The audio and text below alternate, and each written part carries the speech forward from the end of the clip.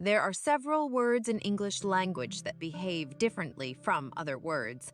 They are the so-called modal verbs. The modal verbs are can, could, may, might, should, would, ought to, must, will, shall. We will cover all of these words in the following lessons. But now let's talk about what makes these words different from other words. 1. They are never used separately. All these modal words add a meaning to the verb. For example, I must study or I'm going to be kicked out. Must is a modal verb. It means have to. We don't use must without another verb. We don't use it separately. The same rule applies to all other modal verbs. 2. We do not use the ending s when we have the subject he, she, or it.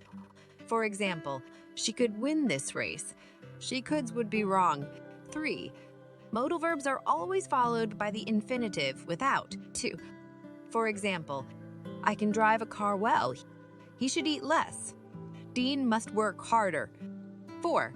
In questions, modal verbs work as auxiliary verbs, meaning we put them before the subject, and we don't use other auxiliary like do, does, did, etc.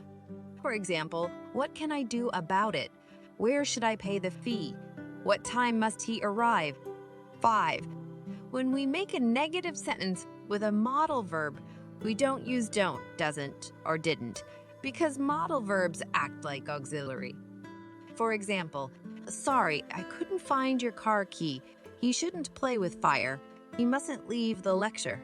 Okay, that's it for now. See you in the next episode.